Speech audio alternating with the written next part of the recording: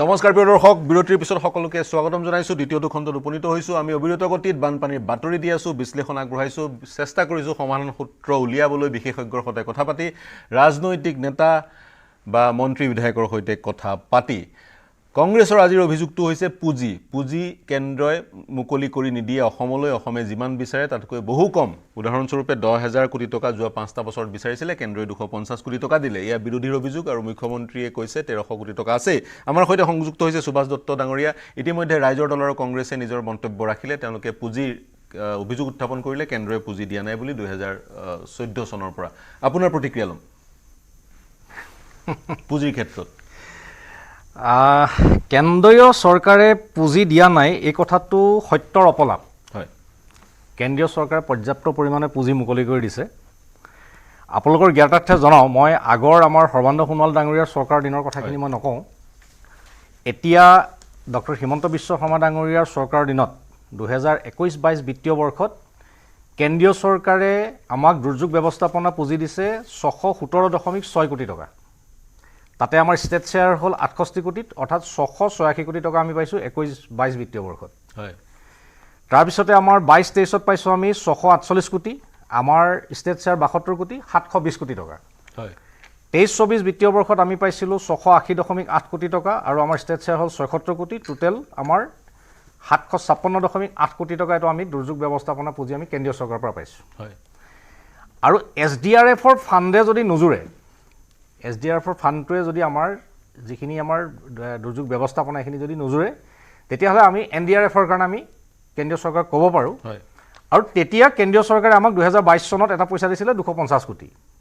হয়, এতিয়া 250 কোটিৰ কথাটো কৈ আছে, কিন্তু আমাৰ SDRFত অহা আমাৰ এই যে 686 কোটি, 720 কোটি, 756 কোটি এই কথাটো কোনেও আলোচনাও কৰা নাই, কোনেও কোৱাও নাই। প্ৰায় 2200 কোটি টকা হয় নেকি? তেতিয়া আমাৰ টোটেল 2200 কোটি টকা আমাৰ এইখিনি হেৰিয়াত আহিছে। হয়, এতিয়া এটা কথা চাওক যে ৰাজ্য চৰকাৰৰ ওচৰত পইচা আছে। এতিয়া ৰাজ্য চৰকাৰৰ ওচৰত আমাৰ যোৱা বছৰ বানপানী হোৱা নাছিলে, গতিকে দুৰ্যোগ ব্যৱস্থাপনাৰ পুঁজি আমাৰ হাতত এতিয়াও 1300 কোটি টকা আছে। এতিয়াও আমাৰ ৰাজ্য চৰকাৰৰ ওচৰত আছে।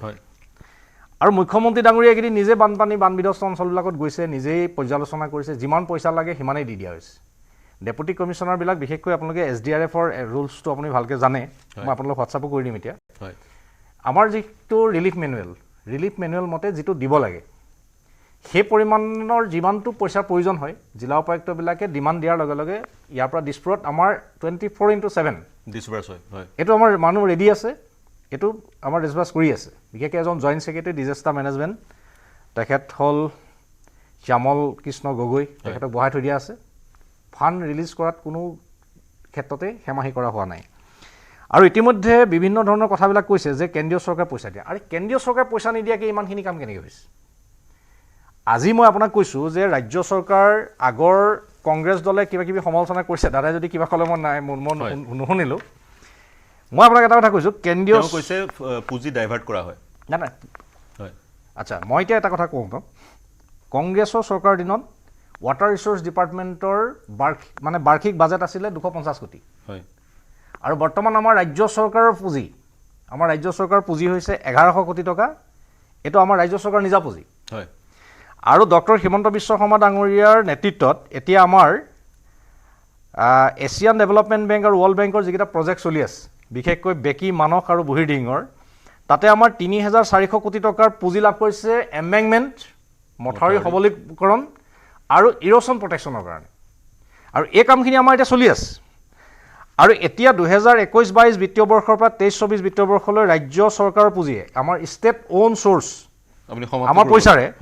189 কিলোমিটাৰ দৈৰ্ঘ্যৰ নতুন মথাউৰি নিৰ্মাণ কৰা হৈছে আৰু 440 কিলোমিটাৰ দৈৰ্ঘ্যৰ মথাউৰি ওখ আৰু সবলীকৰণ হৈছে। আৰু ইয়াৰ উপৰিও 217 কিলোমিটাৰ দৈৰ্ঘ্যৰ অংশৰ খহনীয়া প্ৰতিৰোধৰ কাম হৈছে। এইখিনি আমাৰ ৰাজ্য চৰকাৰ পুঁজিয়ে হৈছে যোৱা 3টা বছৰত। আৰু এটা কথা মই আপোনাক কৈছোঁ, এতিয়া নাই মই একেলগতে কৈ দিছোঁ, মথাউৰি নিৰ্মাণৰ কথা কৈ আছে যে পীযুষ হাজৰিকা ডাঙৰীয়াক সমালোচনা কৰি আছে নহয়, কিন্তু মই আপোনাক ক'লোঁ যে পীযুষ হাজৰিকা ডাঙৰীয়াৰ নেতৃত্বতে 217 কিলোমিটাৰ অংশ খহনীয়া প্ৰতিৰোধৰ কাম কিন্তু হৈ গ'ল কমপ্লিট। 217 কিলোমিটাৰ। আৰু এটা কথা, স্থানটো যদি কৈ দিয়ে 217 কিলোমিটাৰ ক'ৰ পৰা ক'লে? 217 কিলোমিটাৰটো আপোনাকতো মই গোটেইখিনি স্পেচিফিকেশ্যন দিবলৈ হ'লেতো বহুত সময় লাগিব। মই আপোনাক আৰু এটা কথা কৈছোঁ, আমাৰ এতিয়া টোটেল যিটো এছেছমেণ্ট আছে 350 কিলোমিটাৰ আমাৰ মথাউৰি বনাবলগীয়া আছে নতুনকৈ আৰু সেই 350 কিলোমিটাৰ মথাউৰিৰ ভিতৰত 220 কিলোমিটাৰ মথাউৰি চেংচন হৈ গৈছে হয় আৰু এইখিনি এতিয়া আমাৰ পানী শুকোৱাৰ লগে লগে মথাউৰি নিৰ্মাণৰ কাম আৰম্ভ হ'ব মথাউৰি নিৰ্মাণৰ কাম আৰম্ভ হ'ব আপোনাৰ ভাষ্যৰ পৰা এনেকুৱা লাগিছে অহা বছৰৰ পৰা অসমত বানপানী নহয় কিন্তু নাই মই বানপানী নহয় বুলি নাই কোৱা চক বানপানীটো হৈছে এটা নেচাৰেল এটা ব্যৱস্থা নেচাৰেল এটা হেৰি বানপানীটো ৱাটাৰফল যেতিয়া বেছি হয় ৰেইনফল যেতিয়া বেছি হয় বানপানীটো হয়েই এতিয়া আমাৰ কথা যে আমি বানপানীটো আমাৰ সেইকাৰণে নিয়ন্ত্ৰণ বুলি কয় বানপানীটো নিৰ্মূলকৰণ বুলি কোৱা নাই বানপানীটো নিৰ্মূল কোনেও কৰিব নোৱাৰে ৱাটাৰ মেনেজমেণ্ট বুলি কৈছে বান প্ৰতিৰোধ বুলি কৈছে গতিকে আমাৰ চৰকাৰে নিষ্ঠা সহকাৰে এইখিনি কাম কৰি আছে আৰু মই আপোনাক দৃঢ়তাৰে এটা কথা ক'ব বিচাৰোঁ যে মাননীয় মুখ্যমন্ত্ৰী ডক্টৰ হিমন্ত বিশ্ব শৰ্মা ডাঙৰীয়াৰ দিনত কেন্দ্ৰীয় চৰকাৰৰ পৰা আমাৰ পুঁজিৰ কোনো অভাৱ হোৱা নাই পৰ্যাপ্ত পৰিমাণৰ পুঁজি নৰেন্দ্ৰ মোদী ডাঙৰীয়াই আমাক দি আছে কেন্দ্ৰীয় চৰকাৰে পৰ্যাপ্ত পুঁজি দি আছে আৰু ৰাজ্য চৰকাৰৰ পুঁজিৰ পৰাও মথাউৰি নিৰ্মাণ হৈছে মই সম্বিত শৰ্মা ডাঙৰীয়া আহিম কিন্তু বিধায়ক অসম গণ পৰিষদৰ ভৱেন ভৰালী ডাঙৰীয়া আমাৰ সৈতে সংযুক্ত হৈছে স্বাগতম জনাইছোঁ ডাঙৰীয়া কি প্ৰতিক্ৰিয়া প্ৰকাশ কৰিব এটা গুৰুতৰ অভিযোগ কেন্দ্ৰই পুঁজি অসমলৈ মুকলি নকৰে অসমে যদি 10,000 কোটি বিচাৰে কেন্দ্ৰই মাত্ৰ 250 কোটি টকা মুকলি কৰে এই অভিযোগ কংগ্ৰেছৰ আপোনাৰ কি প্ৰতিক্ৰিয়া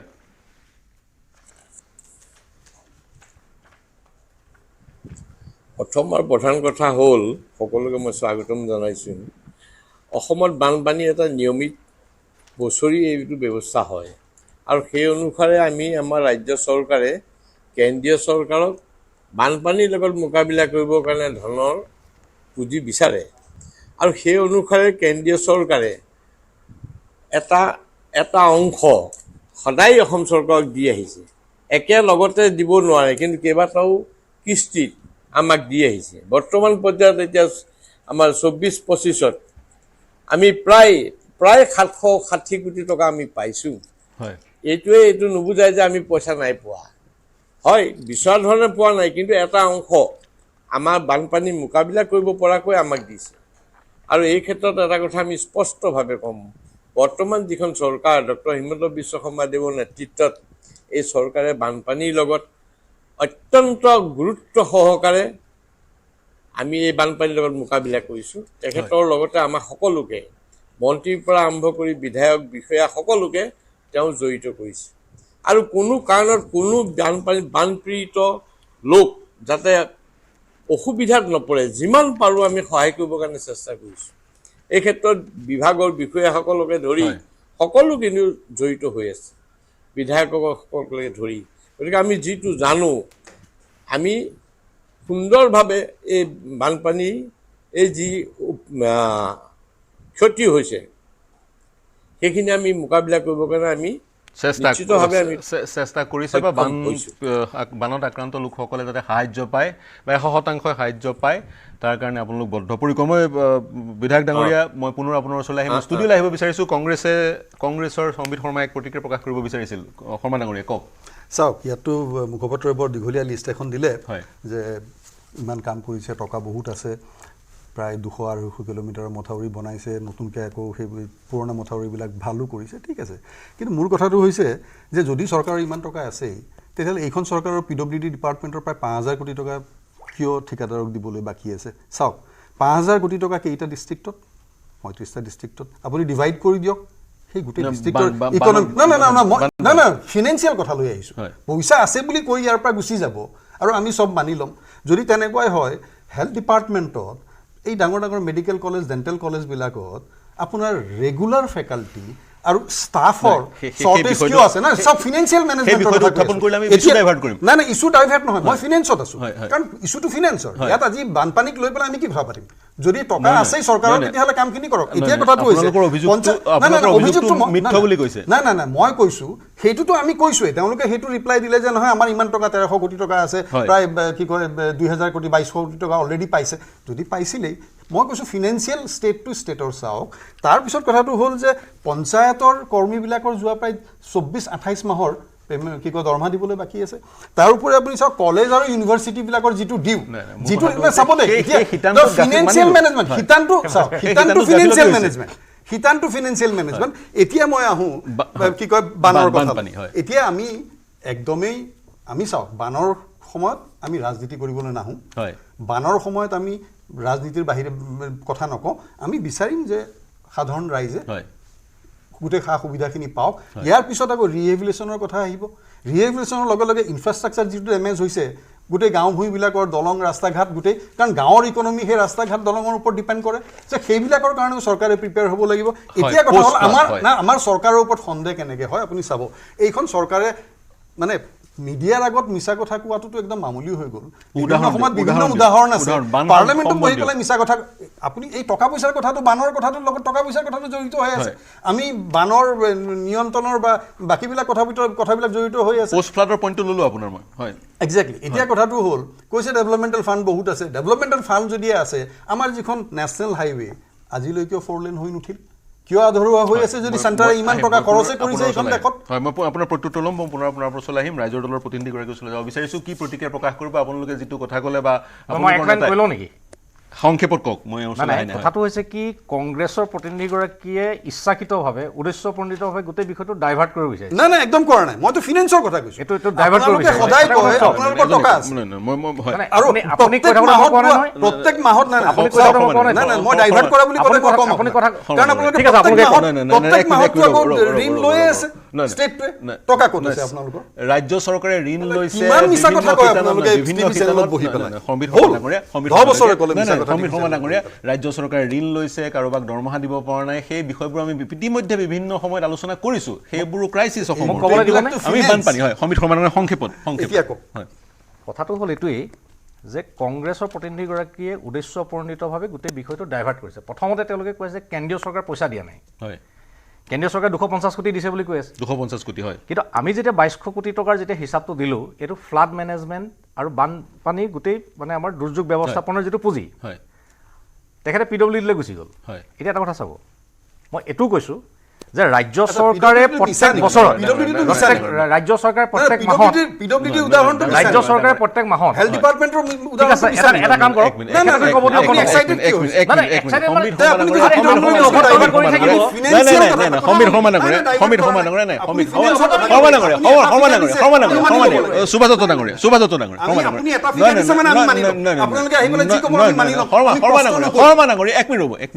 বানৰ কথা পাতি আছো আমাৰ বানৰ কথা পাতি আছো এটা কথা চাওক মই তেখেতে কোতে মই ডিস্টাৰ্ব নাই কৰা হয় হয় আপুনি নিজৰ পইণ্টটো কওক মই মই ডিস্টাৰ্ব নাই কৰা কওক আপুনি পইণ্টটো তেখেতে মোৰ কথাখিনি কিয় ডিস্টাৰ্ব কৰি আছে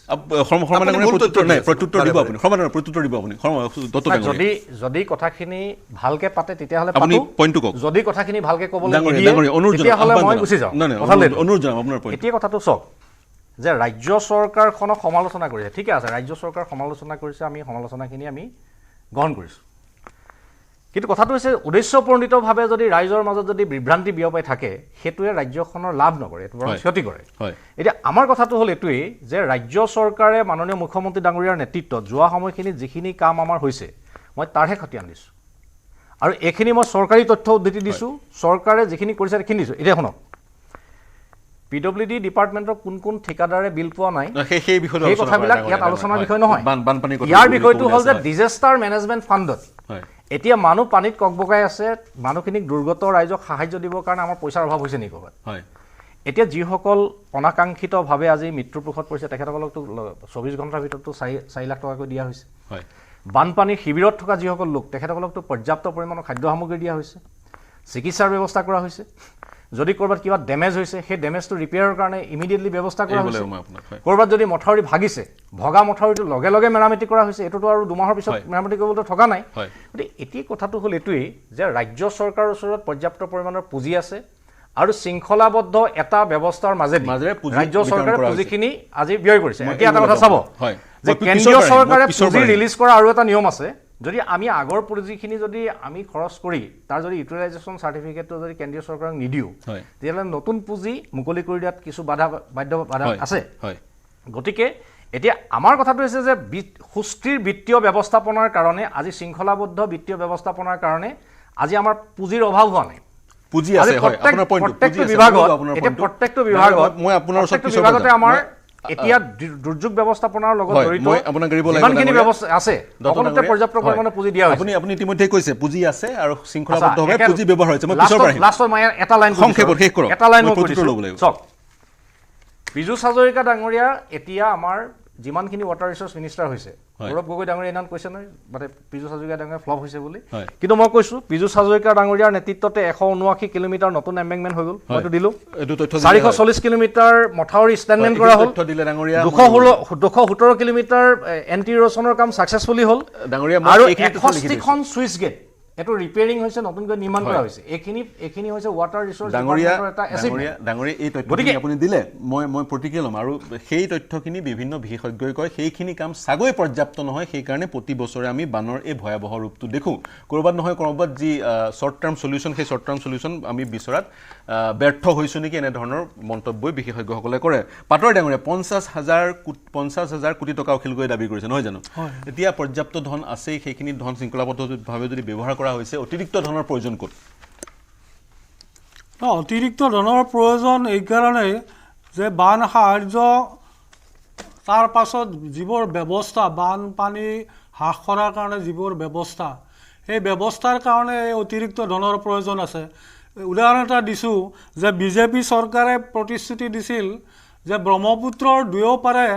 ৰাষ্ট্ৰীয় ঘাইপথ নিৰ্মাণ কৰি বান মানে অত্যধিক বানপানী মানে খনন কৰা হ'ব সেই বালিৰ দুয়োপাৰে ৰাস্তা হ'ব সেই ৰাস্তাটো কৰিলে জানো সেই ৰাস্তাটোৰ কাৰণে কিবা টকা অনুমোদন দিলে জানো নাই সেইটো বিশেষজ্ঞই নাকচ কৰিলে নচাত কৰিলে কিন্তু যদি কৰাহেঁতেন কিছু ব্ৰহ্মপুত্ৰৰ পাৰ ভাঙি যোৱা যিটো বানপানী বা বিভিন্ন উপনৈলৈ উভতি যোৱা যিবোৰ বানপানী সেইবোৰ সমাধান হ'লহেঁতেন গতিকে কেন্দ্ৰীয় চৰকাৰে যি স্কিম আগতে ঘোষণা কৰিছিল সেই স্কিমে নাকচ কৰি আছে আৰু তাৰ বাবে এই অৱস্থাটো হৈছে প্ৰথম কথা এইটো দ্বিতীয় কথাটো যে আগতে NHPCৰ যিটো গেৰুকামুখৰ বান বৃহৎ নদী বান সেই নদী বানটো কাৰ্যকৰী হোৱা নাছিল মানে আণ্ডাৰ কনষ্ট্ৰাকশ্যন আছিল কিছু অংশ এতিয়া কাৰ্যকৰী হৈছে উদাহৰণ হিচাপে এই বানপানীত চলিত বানপানীত 9টা গেটেৰে তেওঁলোকে পানী এৰি দিছে আৰু সেই 9টা গেটেৰে এৰি দিয়া পানীয়ে উত্তৰ অসমত মানে বানপানী অত্যধিক হৈছে গতিকে সেইবোৰ কথা চিন্তা কৰিব লাগিব গতিকে NHPCৰ লগত আমিতো সদায় NHPCৰ বিৰোধিতা কৰিছোঁ এতিয়াও আমাৰ সভাপতি অখিল গগৈ কৈছে যে NHPCৰ বান ভাঙি দিয়া হওক ভাঙি দি দিলে অসমৰ জনসাধাৰণৰ আজিৰ অৱস্থাত সৃষ্টি হ'ব গতিকে এইবোৰ কথা জুকিয়াই চোৱাৰ বাবে এইবোৰ কথা পুনৰ বিবেচনা কৰাৰ বাবে আপুনি দীৰ্ঘম্যাদী যিটো সমাধান সেই সমাধানৰ দিশত কথাবোৰ কৈ আছে এতিয়া NHPCয়ে বানপানী NHPCৰ বৃহৎ নদী বান্ধে একাংশই ক'ব খোজে বানপানী নিয়ন্ত্ৰণ কৰিব একাংশই ক'ব খোজে বানপানীৰ ভয়াৱহতা বৃদ্ধি হ'ব মথাউৰি নিৰ্মাণৰ ক্ষেত্ৰত আপোনাৰ কিবা ক'বলগীয়া আছে নেকি মথাউৰি নিৰ্মাণ যি ধৰণে দাবী কৰিছে শাসক দলৰ প্ৰতিনিধিগৰাকীয়ে মথাউৰি যি ধৰণে নিৰ্মাণ বিভিন্নজনে অভিযোগ উত্থাপন কৰে মথাউৰি নিৰ্মাণত ভয়ংকৰ কেলেংকাৰী হয় আপুনি হাঁহি উঠা কথা মুখ্যমন্ত্ৰী নিজে কৈছে যে এটা মথাউৰি ভাঙিছে সেইটো পুনৰ নিৰ্মাণ কৰা হোৱা নাই কাৰণ কিয় হোৱা নাই সেইটো তৰুণ গগৈৰ দিনত বন্ধ হৈছিল এই কথাটো সকলোৱে শুনিছে অসমৰ জনসাধাৰণে সকলোৱে শুনিছে সকলোৱে লিখিছে মুখ্যমন্ত্ৰীৰ ভাষ্য গতিকে এইখন চৰকাৰৰ মুখ্যমন্ত্ৰীজনে কোনটো মথাউৰি কোন চৰকাৰৰ দিনত হৈছে তাক ক'বলৈ আৰম্ভ কৰিছে আৰু ইটিকিং কৰিবলৈ আৰম্ভ কৰিছে যে সেই সময়ত তৰুণ গগৈৰ দিনত যিটো মথাউৰি মানে কথা কৈছে মুখ্যমন্ত্ৰী ডাঙৰীয়াই সেই সময়ত মুখ্যমন্ত্ৰী ডাঙৰীয়া কোন চৰকাৰৰ মন্ত্ৰী আছিল সেই কথাটো অসমৰ জনসাধাৰণে জানে যদি কংগ্ৰেছৰ তৰুণ গগৈৰ চৰকাৰৰ দিনত বন্ধা মথাউৰিটো এতিয়া ভাঙিছে সেইটো এইখন চৰকাৰে মেৰামতি কৰিব নোখোজে তেনেহ'লে এইখন চৰকাৰ কাৰ চৰকাৰ জনসাধাৰণৰ চৰকাৰ হয়নে নাই আজি এক আমাৰ সন্দেহৰ উদ্ৰেক মই আপোনাৰ পইণ্টটো ল'লোঁ মথাউৰিৰ ক্ষেত্ৰত মই ভৱেন ভৰালী ডাঙৰীয়া আপোনাৰ ওচৰলৈ যাব বিচাৰিম আপুনি কি মন্তব্য কৰিব ইতিমধ্যে সুভাষ দত্ত ডাঙৰীয়াই দীঘলীয়া তালিকা দিলে ক'ত কিমান ধন মুকলি কৰি দিছে কেন্দ্ৰীয় চৰকাৰে বা ৰাজ্য চৰকাৰৰ হাতত কিমান ধন কি শিতানত আছে আৰু শৃংখলাবদ্ধভাৱে সেইবোৰ কেনেদৰে ব্যৱহাৰ কৰা হয় বিতংকৈ ক'লে বিশেষকৈ মথাউৰিৰ ক্ষেত্ৰত যিসমূহ যি পইচা খৰচ কৰা হয় সেই পইচা খৰচ কৰাৰ দিশত আপোনাৰ মন্তব্য কি ভৰালী ডাঙৰীয়া প্ৰথম কথা হ'ল ব্ৰহ্মপুত্ৰক ৰোধ কৰাটো বা ব্ৰহ্মপুত্ৰক ভেটা দিয়াটো আচলতে বৰ টান কাম ব্ৰহ্মপুত্ৰ হ'ল এখন পুংলিংগ নদী পৃথিৱীৰ ভিতৰতে ইয়াৰ কাৰেণ্টকে ধৰি বিভিন্ন কথাবিলাক অলপ সুকীয়া এতিয়া কথাটো হ'ল এই বানপানীৰ লগত মাথাউৰিৰ সম্পৰ্ক আছে আৰু এই মাথাউৰিবিলাক সাধাৰণতে কিছুমান বনোৱা হৈছে ৰিপেয়াৰ হোৱা নাই, গতিকে কিছুমান দুৰ্বল হৈছে। সেই মাথাউৰিবিলাক পানী বহাৰ লগে লগে কিছুমান খহনীয়া হয়। এতিয়া মোৰ সমষ্টিতে, মোৰ দেৰগাঁও সমষ্টিত হয় 8 নম্বৰ স্পাৰ বুলি এটা ব্ৰহ্মপুত্ৰৰ স্পাৰ আছে। এই স্পাৰৰ ওচৰত এটা মাথাউৰি ইতিমধ্যে আধা অংশ গুচি গ'ল। কিন্তু এই কথাটো চাব লাগিব, গুচি যোৱাৰ পিছত আমি কিন্তু বহি থকা নাই। বিভাগৰ বিষয়াসকলক লগত লৈ, জিলা আয়ুক্তক লগত লৈ আমি সেই মাথাউৰিটোত ততালিকে আমি কাৰ্পেট দি, জিঅ' বেগ দি ইতিমধ্যে আমি বন্ধ কৰাৰ ব্যৱস্থা কৰিলোঁ। প্ৰয়োজন হ'লে মই আপোনালৈ ফটো পঠাই দিম। হয় এতিয়া কথাটো হ'ল অতি তৎপৰতাৰ সৈতে আমাৰ নেতৃত্বতে আমি বিভাগৰ বিষয়াসকলক লগাই লগে লগে বন্ধ কৰিলোঁ, যাৰ ফলত নেকি আমাৰ মাথাউৰি নাভাগিল। এই বিভাগটো পীযুষ হাজৰিকাৰ নেতৃত্বত ৱাটাৰ ৰিচোৰ্চ ডিপাৰ্টমেণ্টৰ বিষয়াসকলে অতি আন্তৰিকতাৰ সৈতে কামখিনি কৰিছে। এতিয়া বানপানী মোৰ মাত্ৰ যোৰহাট ৱেষ্ট ৰেভিনিউ চাৰ্কলটো পৰে, ইয়াত মোৰ 26খন গাঁও প্লাবিত হৈছে হয় আৰু মুঠতে প্ৰায় 26খন গাঁও প্লাবিত হৈছে আৰু আমাৰ 19,000 প্ৰায় 20,000 মানুহ ইয়াত এফেক্টেড হৈছে। হয় যদি মাথাউৰিটো ভাগিলে হয় তেতিয়াহ'লেতো লাখত আমাৰ ক্ষতি হ'লহেঁতেন। গতিকে এই কামবিলাক আমি শুদ্ধভাৱে কৰিব পাৰিছোঁ। এতিয়া আমাৰ এগৰাকীয়ে কৈছে যে ৰাস্তা ক'ত গ'ল, হেল্থ ডিপাৰ্টমেণ্টৰ ডাক্তৰৰ পইচা ক'ত গ'ল, ফেকাল্টি পইচা ক'লৈ গ'ল, কি কথা ইত্যাদিবিলাক কৈছে। এতিয়া কথাটো হ'ল বৰ্তমান আমি বাজেটৰ কথা নহয়, এইটো বানপানীৰ লগত মোকাবিলা কৰিব পৰাকৈ আমাৰ হাতত পুঁজি আছে আৰু সেই পুঁজিৰ সৈতে আমি নিশ্চিতভাৱে আমি এই ক্ষতিগ্ৰস্ত অঞ্চলবিলাক বা মাথাউৰিবিলাক বা ৰাস্তাবিলাক আমি লগে লগে মেৰামতি কৰিছোঁ। মোৰ দেৰগাঁও ৰেভিনিউ চাৰ্কলটোত এজন মানুহৰ প্ৰাণহানি হৈছে, বিশ্বজিৎ ভূঞা। কিন্তু হোৱাৰ স্বত্তেও ৰাস্তা যিমান নষ্ট হৈছিল আমি লগে লগে PWDক লগাই আমি লগে লগে ৰাস্তাটো মেৰামতি কৰিছোঁ, যাতে যাতায়াতৰ কোনো অসুবিধা নহয়। সেই আৰু তৎপৰতা সেই প্ৰদৰ্শন মানুহঘৰত কৰা হৈছে। বিশ্বজিৎ হয় ভূঞাৰ ঘৰত মৃত্যুৰ দুদিনৰ দিনা আমি মাননীয় মন্ত্ৰী অজন্তা নেওগক লগত লৈ আমি চেংচন লেটাৰখন 4 লাখ টকাৰ ধনৰ আমি দি দিছোঁ লগে লগে। হয়। এইবিলাকত আমাৰ কোনো হেমাহি হোৱা নাই। হয়। বানপানীৰ লগত মোকাবিলা কৰাৰ ক্ষেত্ৰত আমাৰ কোনো হেমাহি নাই, কোনো হেমাহি হোৱা নাই। পৰ্যাপ্ত আপুনি পুঁজি আছে কৈছে আৰু বানপানীৰ সেইমতে লগত আমি মোকাবিলা বানপানীৰ কৰাৰ লগত ক্ষেত্ৰত মোকাবিলা কোনো কৰি হেমাহি আছোঁ। হোৱা নাই। প্ৰথম কথা, আপুনি আৰম্ভণিতে কৈছে ব্ৰহ্মপুত্ৰ এখন বিশাল নদী, এই ব্ৰহ্মপুত্ৰৰ অৱবাহিকা য'ৰ পৰা উৎপত্তি হৈছে তাৰ পৰা সাগৰলৈ প্ৰায়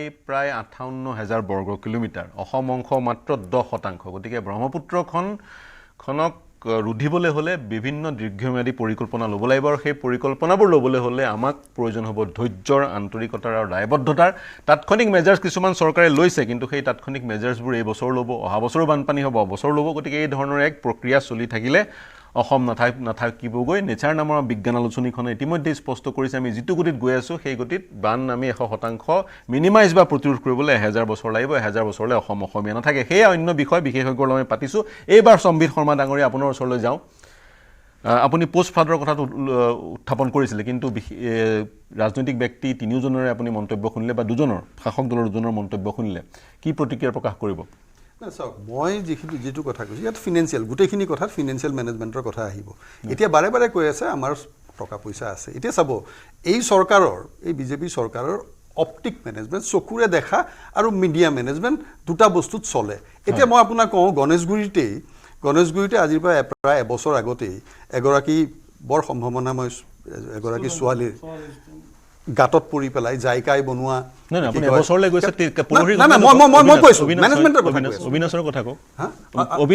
অবিনাশটো এতিয়া আহিছে। অবিনাশৰ তাৰপিছত আচ্ছা মই ক'ব কি হৈছোঁ যে অপটিক মেনেজমেণ্ট আৰু মিডিয়া মেনেজমেণ্টটো কি কৰে। সেইখিনি সময়ত মুখ্যমন্ত্ৰীয়ে বিৰাট একেবাৰে গোটেইবিলাক ডিপাৰ্টমেণ্টৰ মানুহক ধমকি চমকি দি পেলাই ক'লে যে কি কয়, নাই এইবিলাক চব ঠিক ঠাক কৰিব লাগিব। তাৰপিছত কি হ'ল, তাৰ দুমাহমানৰ পিছতেই আপোনাৰ নাৰিকল বস্তিত আৰু এটা এক্সিডেণ্ট হ'ল। গাঁতত গৈ পেলাই সোমালে এটা ইঞ্জিনিয়াৰিং পাছ কৰা ল'ৰাই। এতিয়া আমি দেখিলোঁ এই শিশু দুৰ্ঘটনাটো। এতিয়া কৈছে অপটিক মেনেজমেণ্ট, টিভিৰ চেনেলত আহি পেলাই বহুত কথাই কৈ দিয়ে। এতিয়া মই আপোনাক আৰু এটা উদাহৰণ দিওঁ যিটো মনত পৰিছে এতিয়া, মানে এখেতসকলে কোৱা কথা আৰু কামৰ কিমান উদাহৰণটো দিয়ক। এতিয়া চাওক, বালচৰৰ যিটো এক্সিডেণ্ট হৈছিল, ৰেলৰ যিটো বালচৰৰ এক্সিডেণ্ট হৈছিল, সেইখিনি সময়ত এই এতিয়া বৰ্তমানৰ ৰেল মিনিষ্টাৰ তেওঁ গৈ পেলাই কি কৰিছিলে, তেওঁ একেবাৰে দুইফালে দুটা পুতলা ট্ৰেইন লৈ পেলাই টিভি চেনেলত ৰাইজক বুজাইছিলে যে আমাৰ এনেকুৱা এটা ছিষ্টেম আমি এটা ডেভেলপ কৰি আছোঁ, এইবিলাক এক্সিডেণ্ট আগলৈ কেতিয়াও নহয়, আৰু সেইটো হ'ল কবচ ছিষ্টেম। চাব দেই এতিয়া মিছা কথা কলৈ কয় তেওঁলোকে মই আপোনাক ডাঙৰীয়া এতিয়া চাওক ভাৰতবৰ্ষৰ 10% ট্ৰেইনতো কবচ চিষ্টেম নাই মই 10,000 কিলোমিটাৰৰ মাত্ৰ 1500 কিলোমিটাৰহে কবচ চিষ্টেমত এতিয়া মই আৰু এটা কথা ফিগাৰ বানলৈ ঘূৰি আহক যে বানৰ এইখিনি টকা নাই এই গোটেইখিনি কবচ চিষ্টেম কৰিবলৈ হ'লে 53,000 কৰোৰৰ এটা বাজেটৰ প্ৰয়োজন কিন্তু এই চৰকাৰে কৰে কি সুৰাট কি কয় আহমেদাবাদৰ পৰা মুম্বাইলৈ যিখন আপোনাৰ বুলেট ট্ৰেইন বনাব তাত 1 লাখ কোটি টকাৰ ওপৰত সেইখনৰ পিছত গৈ পেলাই হুলস্থুল লগাই যে আমি বুলেট ট্ৰেইন বনাম কিন্তু কবচ যিটো তাৰ পিছত কেইবাটাও এক্সিডেণ্ট হ'ল কবচটো চিষ্টেম ইমপ্লিমেণ্টেশ্যনত কিয় নাযায়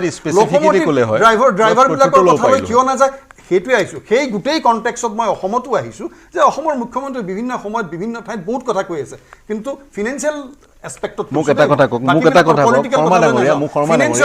শৰ্মা ডাঙৰীয়া আপোনালোকৰ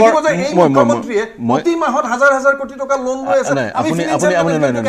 আপুনি জেনেৰিক কথা ক'লে মই প্ৰত্যুত্তৰ কেনেকৈ ল'ম আপুনি মই সুধিব বিচাৰিছোঁ আপুনি কংগ্ৰেছৰ নেতাকৰ্মীসকল বানপীড়িতৰ ওচৰলৈ গৈছেনে নিশ্চয় গৈছে গতিকে স্পেচিফিক চবেই গৈ আছে গতিকে আপুনি সন্দিহান ৰাইজে পইচা পোৱা নাই ৰাইজে সাহায্য পোৱা নাই এতিয়া ইনফৰমেশ্যনবিলাক আমি কিমান পাইছোঁ আমি য'ত গৈছোঁ আমিওতো কৰিবলগীয়া হৈছে আমাৰ পাৰ্টি লেভেলতো কৰিছে ডিষ্ট্ৰিক্ট লেভেলত কৰিছে MLA বিলাকেও কৰিছে নিজাববীয়াকেও কৰিছে তাৰ মানে কি ইয়াত আহি টিভি চেনেলত বহি পেলাই নাই আমি চবকে চব দিছোঁ চব ফালে এভেইলেবল আছে স্বীকাৰ কৰিব লাগে যে এইটো নেচাৰেল কেলামিটি ইমান হিউজ এইটোত আমি কৰিবলগীয়া বহুত আছে আমি চেষ্টা কৰি আছোঁ মানি ল'লোঁ কিন্তু ইয়াত কিছুমান ভুল ফিগাৰ দি পেলাই কাৰণ ভুল ফিগাৰটো আমি দেখিছোঁ ন ফিনেন্সিয়েল মেনেজমেণ্টত গোটেই যোৱা 8 বছৰত হোৱা কথাবিলাকতো এটাও হোৱা নাই মই যোৱা 8 বছৰ কোৱা কথা এটাও হোৱা নাই যোৱা 8 বছৰত আমি সেই নোহোৱা কথাবোৰৰ বহু আলোচনা কৰিলোঁ কিন্তু মই আপোনাৰ পৰা আজি বিচাৰিছিলোঁ যদিহে বান সন্দৰ্ভত ক'ৰবাত কোনোবাই সাহায্য পোৱা নাই স্পেচিফিকেশ্যন আপোনাৰ হাতত কিবা আছে নেকি বা টকা লৈ মথাউৰি ক'ৰবাত নিৰ্মাণ হোৱা নাই ক'ৰবাৰ মথাউৰি নিৰ্মাণত ক'ৰবাত কেলেংকাৰী হৈ আছে নেকি তাৰ স্পেচিফিকেশ্যন বিচাৰিছিলোঁ সেইখিনি মই যদি পোৱা হয় আপোনালোকৰ পৰা যি ধৰণে আপোনালোকে দাবী কৰিছে মই প্ৰত্যুত্তৰ ল'বলৈ সুবিধা হ'লে মই সুভাষ দত্ত ডাঙৰীয়া পুনৰ আপোনাৰ ওচৰলৈ গৈছোঁ পোষ্ট ফ্লাডৰ বিষয়টো সম্বিত শৰ্মা ডাঙৰীয়া উত্থাপন কৰিছে পোষ্ট ফ্লাডৰ বিষয়টো বানপানীৰ পিছত ৰাইজে যিটো জীয়াটো ভুগিব তেওঁলোকক সহায় কেনেকৈ আগবঢ়াব অকল মই ক'ম নে কথাকেইটা হয় আপুনি ক'ব যদি মোকে ক'বলৈ দি তেতিয়াহে ক'ম হয় কওক মানে প্ৰত্যুত্তৰ দিবলৈ অধিকাৰ সকলোৰে আছে আপুনি কথাটো এনেকুৱা ধৰণৰ সোণেশ্বৰ পাটোৱাৰী ডাঙৰীয়ায়ো বক্তব্য ৰাখোঁতেও মই মাত মতা আপুনি কওক তেখেতে কৰোঁতেও মই মাত মতা নাই এতিয়া কথাটো হ'ল কি পাটোৱাৰী ডাঙৰীয়াই যিটো 50,000 কোটি টকাৰ কথা ক'লে 50,000 কোটি টকা নহয় তাতকৈ বেছি পইচা লাগিব হয় আৰু এইটো এটা ফেজত নহয় ফেজ ৱাইজত আমাৰ চৰকাৰে ইতিমধ্যে এইটো ব্যৱস্থাপনা কৰিছে এইটো বিশেষকৈ $500 মিলিয়ন কিমান হ'বগৈ Assam integrated river basin management programme এইটোত এটা স্ক'প ৰখা হৈছে এইটো পাৰ্টকৈ ৰিলিজ হ'ব আৰু ইয়াতে এতিয়া আমাৰ দুটা জেগাত আমাৰ প্ৰজেক্টটো ষ্টাৰ্ট হৈছে ফ্লাড মেনেজমেণ্ট প্ৰগ্ৰেম এটা হ'ল বুঢ়ীদিহিং নদী হয় ডিব্ৰুগড় ডিষ্ট্ৰিক্ট আৰু দ্বিতীয়টো হৈছে মানস বেকী ৰিভাৰ এইকেইটা প্ৰজেক্ট অলৰেডি হৈছে কি কৰিছে ফ্লাড মেনেজমেণ্টৰ তাতে মানে আমাৰ ইৰ'শ্যনৰ প্ৰটেকশ্যন আৰু এম্বেংকমেণ্ট ষ্ট্ৰেংথ কি বেৰেজ বনাই গাৰ্ডৱাল বনাই কি কৰে নহয় তাতে মানে এইটো আপোনাৰ ইৰ'শ্যন প্ৰটেকশ্যনটো বিশেষকৈ জিঅ' বেগৰ যিটো প্ৰটেকশ্যনৰ ছিষ্টেম জিঅ' বেগৰ যোগেদি কৰে হয় আৰু মথাউৰি নিৰ্মাণ বা মথাউৰিৰ সবলীকৰণ এই দুটা কাম এতিয়া এই দুটা জেগাত এতিয়া হৈছে আৰু কিছুমান জেগাত আমাৰ মথাউৰি বনাব নোৱাৰে ক'ত বনাব নোৱাৰে আমি ক'লোঁ কাজিৰঙা ৰাষ্ট্ৰীয় উদ্যানত বনাব নোৱাৰে এইটো নেশ্যনেল পাৰ্ক সেই এৰিয়াটোত নিদিয়ে পবিতৰাত নিদিয়ে সেইকাৰণে এতিয়া দেখিলোঁ সেইদিনাখন এজন কংগ্ৰেছৰ সাংসদে কৈ আছে যে পীযুষ হাজৰিকা ডাঙৰীয়াই নিজৰ সমষ্টিটোত বান কিয় নিয়ন্ত্ৰণ কৰিব পৰা নাই তাত এইকাৰণেই পৰা নাই কাৰণ কেলৈ পবিতৰা ৰাষ্ট্ৰীয় উদ্যানত মথাউৰি বনাব নোৱাৰে হয় আৰু এতিয়া আমাৰ সামগ্ৰিকভাৱে বিশেষজ্ঞসকলৰ ফালৰ পৰা যিটো আমাৰ এছেছমেণ্ট সেইটো মতে 320 কিলোমিটাৰ মথাউৰি বনাব লাগিব 350 কিলোমিটাৰ মথাউৰি বনাব লাগিব চৰকাৰখনে মথাউৰিয়ে সমস্যাৰ সমাধান বুলি ভাবিছে 220 কিলোমিটাৰ মথাউৰি নিৰ্মাণৰ কাৰণে ইতিমধ্যে চেংচনটো ইতিমধ্যে হৈ গৈছে মথাউৰি নিৰ্মাণেই বানপানী সমস্যাৰ সমাধান বুলি কোৱা নাই মাননীয় মুখ্যমন্ত্ৰী ডাঙৰীয়াই কেতিয়া ক'লে মই কথাটো নাজানো বা তেনেকৈ ধৰণে কৈছেনে নাই সেইটো আচলতে আপুনিও ভালকৈ জানিব হয় কোনটো মথাউৰি নবনাওঁ বুলি ক'লে মথাউৰিটো নবনাওঁ বুলি কোৱা নাই ক'ৰবাত মথাউৰি ভাগিছে কোনখিনি মথাউৰি ভাগিছে পুৰণা মথাউৰি ভাগিছে পুৰণা মথাউৰিখিনি কেতিয়া যেতিয়া তৰুণ গগৈ ডাঙৰীয়া মুখ্যমন্ত্ৰী আছিল তেতিয়া বনোৱা মথাউৰি আৰু স্বাভাৱিক কথা এটা পুৰণা মথাউৰি এটা ভাগিব পাৰে আৰু সেইটো অত্যাধুনিক এটা ব্যৱস্থাৰ যোগেদি তাত নিৰ্মাণৰ ব্যৱস্থাটো ৰাজ্য চৰকাৰে ইতিমধ্যে এইটো গ্ৰহণ কৰিছে আৰু মই আপোনাক ক'লোঁ অক্টোবৰ মাহৰ পৰা এপ্ৰিললৈকে এইখিনি সময়ত এতিয়া আমাৰ বান নিয়ন্ত্ৰণৰ কামবিলাক হয় ৱাটাৰ ৰিচোৰ্চ ডিপাৰ্টমেণ্টৰ কাম আমাৰ এতিয়া হয় আগতে কংগ্ৰেছ চৰকাৰ থাকোঁতে এপ্ৰিলত আৰম্ভ হয় জুনত তেওঁলোকে শেষ কৰে ফলত মথাউৰিটো ভাগি যায় এতিয়া আমাৰ বনোৱা মথাউৰি ভগাৰ সংখ্যাটো কম মানে নতুনকৈ বনোৱা মথাউৰি আমাৰ ভগা নাই ভাগিছে কোনখিনি বা সেইখিনি হৈছে পুৰণা মথাউৰি এতিয়া এটা কথা মই আপোনাক কওঁ যে মাননীয় মুখ্যমন্ত্ৰী ডক্টৰ হিমন্ত বিশ্ব শৰ্মা ডাঙৰীয়াৰ নেতৃত্বত যোৱা 2022-23-24 বিত্তীয় বৰ্ষত আমাৰ বাজেট এক্সপেণ্ডিচাৰ হৈছে 1,32,000 কোটি টকা হয় তাৰে 1,11,000 কোটি টকা হৈছে ৰেভিনিউ এক্সপেণ্ডিচাৰ আৰু 23,000 কোটি টকা হৈছে আমাৰ কেপিটেল এক্সপেণ্ডিচাৰ আৰু এই সংখ্যাটো যদি তৰুণ গগৈ ডাঙৰীয়াৰ চৰকাৰলৈ যাওঁ তেতিয়াহ'লে তেখেতসকলৰ টোটেল এক্সপেণ্ডিচাৰ আছিলে 42,000 কোটি টকা আৰু মাত্ৰ 4,000 কোটি টকা তেওঁলোকৰ কেপিটেল এক্সপেণ্ডিচাৰ আছিল গতিকে 4,000 কোটি টকাৰ পৰা 23,000 কোটি টকালৈকে কেপিটেল এক্সপেণ্ডিচাৰত আমাৰ ৰাজ্য চৰকাৰ জাম কৰিবৰ কাৰণে সক্ষম হৈছে আৰু সুস্থিৰ বিত্তীয় ব্যৱস্থাপনাৰ কাৰণে আজি আপুনি চাব যে আমাৰ ৰাজ্য চৰকাৰ ধাৰ লয় কিয় ধাৰ লয় এতিয়া আপোনাৰ চাব SDRFতে আমি এটা 10% এটা পইচা দিব লাগে হয় আমাৰ বিভিন্ন চেণ্ট্ৰেল স্পন্সৰ যিবিলাক স্কিম আহে সেই স্কিমবিলাকত আমি 10% এটা পইচা দিব লাগে গতিকে ৰাজ্য চৰকাৰে বৰ্তমানলৈকে যিমান ধাৰ লৈছে সেই ধাৰৰ পইচাৰে কিন্তু ষ্টেট শ্বেয়াৰখিনি দি ৰাজ্যখনৰ উন্নয়নটো ত্বৰান্বিত কৰিছে এইটো এটা মই আপোনাক ইনফৰমেশ্যন দিলোঁ আৰু এটা কথা মই NDRFৰ আৰু এটা কথা মই কৈ দিছোঁ ইতিমধ্যে কেন্দ্ৰীয় চৰকাৰ মাননীয় প্ৰধানমন্ত্ৰী নৰেন্দ্ৰ মোদী ডাঙৰীয়া গৃহমন্ত্ৰী অমিত শ্বাহ ডাঙৰীয়া মাননীয় মুখ্যমন্ত্ৰী ডাঙৰীয়াক এটা আশ্বাস দিছে যে যিমান পইচা দৰকাৰ হ'ব SDRFৰ এই পুঁজি খৰচ কৰাৰ পাছত যিমান পইচা দৰকাৰ হ'ব ৰাজ্যখনৰ বান পৰিস্থিতি মোকাবিলা কৰিবৰ কাৰণে বা পানী শুকোৱাৰ পাছৰ যিখিনি সমস্যা সমাধানৰ কাৰণে যিমান পৰিমাণৰ পইচা প্ৰয়োজন হ'ব কেন্দ্ৰীয় চৰকাৰে সেইখিনি দিব মই পাটোৱাৰী ডাঙৰীয়া আপোনাৰ ওচৰলৈ যাম প্ৰথম কথা এই 50,000 কোটি টকাতকৈ বেছি ধন লাগিব যি মন্তব্য সুভাষ দত্ত ডাঙৰীয়া কৰিলে তাৰ কি প্ৰতিক্ৰিয়া আপুনি প্ৰকাশ কৰিব 50,000 কোটি টকাটো ইমিডিয়েট মানে যিটো ৰিমেডি কৰাৰ কাৰণে এইবাৰৰ যিটো বানপানী এই বানপানীৰ মানে ইমিডিয়েট সাহায্য বা পুনৰ সংস্থাপনৰ কাৰণে বিচাৰিছোঁ কিন্তু অসমৰ বানপানী মানে ৰোধ কৰাৰ কাৰণে যিবোৰ আমি ব্যৱস্থাৰ কথা কৈছোঁ এই ব্যৱস্থা দীৰ্ঘম্যাদী ব্যৱস্থা এইবোৰ ব্যৱস্থাৰ বাবে আৰু যথেষ্ট টকা লাগিব বহু হাজাৰ কোটি টকা লাগিব গতিকে আমি বানপানী ৰোধৰ বাবে আমি কৈছোঁ যে গেৰুকামুখৰ বৃহৎ নদীমান ভাঙি দিব লাগে অৰুণাচলত এটা ডাঙৰ মানে অৰুণাচলৰ আমাৰ যিটো অসমৰ সীমা ইয়াত সীমাত এক ডাঙৰ ৰিজাৰ্ভাৰ বনাব লাগে ভূটানত ভাৰত চৰকাৰে যিবোৰ দাম বান্ধি আছে এতিয়াও বৃহৎ দাম বা সেইবোৰ দাম বান্ধাটো বন্ধ কৰিব লাগে আৰু কৰিশ্মা নদীৰ বান্ধত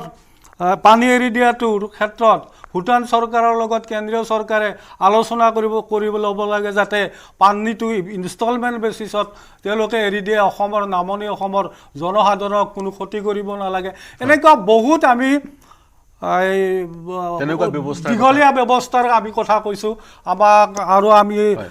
মানে বিশেষজ্ঞৰ মাজে মাজে বৈঠকত বহি আমি আৰু কিছু উপায় উদ্ভাৱন কৰাৰ কাৰণে চেষ্টা কৰিছোঁ আমি এটা কথা আপোনাক মনত কৰি দিছোঁ 2019 চনত মুকুল মহন্ত নামৰ এজন ইঞ্জিনিয়াৰে অসমৰ ইঞ্জিনিয়াৰে যিজনে ব্ৰিটেইনত মানে এনেকুৱা বহু বানপানী তেওঁৰ সমাধান কৰিছিল অসমত এটা প্ৰজেক্ট দিছিল 2019 এই প্ৰজেক্ট মুকুল মহন্তৰ প্ৰজেক্টটো অসম চৰকাৰক দাখিল কৰা হৈছিল এতিয়া কেবিনেট মন্ত্ৰী আছিল হিমন্ত বিশ্ব শৰ্মা কিন্তু মুকুল মহন্তৰ সেই প্ৰজেক্টটো বহু প্ৰতিবেদন আছে ব্ৰহ্মপুত্ৰ বৰ্ডৰ প্ৰতিবেদন অসম চৰকাৰে মানি লোৱা নাই বা বিশেষজ্ঞৰ কথা অসম চৰকাৰে নুশুনাৰ অভিযোগ পূৰ্বৰ পৰা আছে সেই কংগ্ৰেছৰ চৰকাৰ হওক বা বিজেপিৰ চৰকাৰ হওক চৰকাৰ হওক পুঁজিৰ কথা পাতিলোঁ প্ৰিয় দৰ্শক বানপানী প্ৰতি বছৰে হৈ থাকে প্ৰতি বছৰে অসমৰ ৰাইজে যিহেতু ভোগে তাৎক্ষণিক সমাধান দীৰ্ঘম্যাদী সমাধানৰ শ্বৰ্ট টাৰ্ম সলিউশ্যন আমি বিচৰাটো সময়ৰ আহ্বান মোৰ সৈতে সংযুক্ত হোৱাৰ কাৰণে সুভাষ দত্ত সম্বিত শৰ্মা সুনেশ্বৰ পাটোৱাৰী আৰু ভৱেন ভৰালী চাৰিওজনকে মই ধন্যবাদ জ্ঞাপন কৰিছোঁ শুভৰাত্ৰি মাননীয় মুখ্যমন্ত্ৰী ডাঙৰীয়া ইতিমধ্যে টুইটো কৰিছে আপুনি শুনিব লাগিব ক'ব দিব লাগিব মই দেৰিকৈ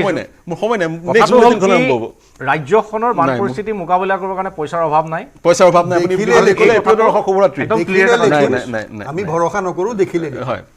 শুভৰাত্ৰি বোধহয় ঋণৰ পৰিমাণ আৰু বাঢ়িহে যাব